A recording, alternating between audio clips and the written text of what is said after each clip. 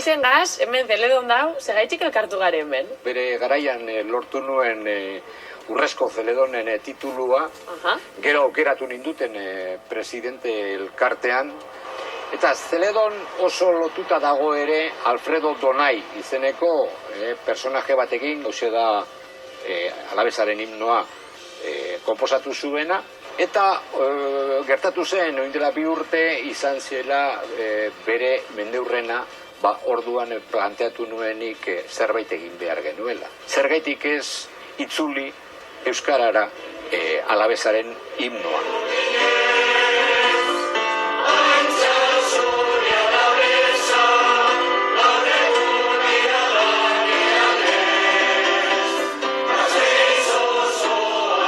Lehendabiziko himnoa sortzen denean, Gasteiz erdaldun huts batean bizi zen.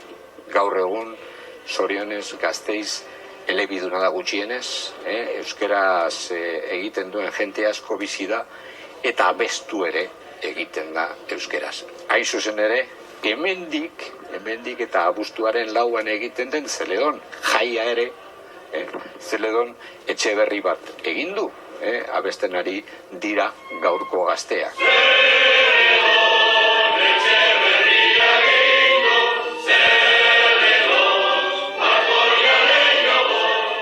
Imaginetan dut proiektu hau aurkezpen egun eukizau biela eta zelan ospatu zaubien egun hori? Ospakizun berezi bat egin genuen namengo antzoki batean, eta bete egin zen antzokia, eta hori izan zen bertako eguneko oparirik ederrena guretzat.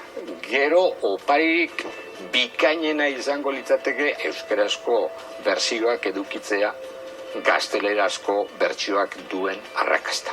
Hori da, orduen aurtengo proposamena hori da, euskeraz kantatzea, Mendizorrotzan danok. Hori da. Vale, gertatuko da seguro. Dauko gure Kaxa Liga, orduan Alabesak punto bat lortzeko, gola sartu bihoztazu, porterizia utzi dau. Bale, presaz. Eta ez badu lortzen? 0 punto, ez.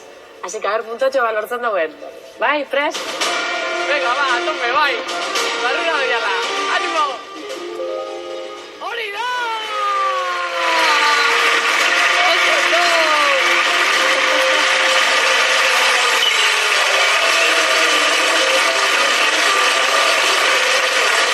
Beste puntu bat Alabesak. Hori da, beste puntutxo bat. Ikusiko zelan doian liga, gure Kaxa Ligan, beitu, a ber. Hordaz, Osasuna eta Reala. Eibar jeitxiera postuetan. Bai, larri da bilor.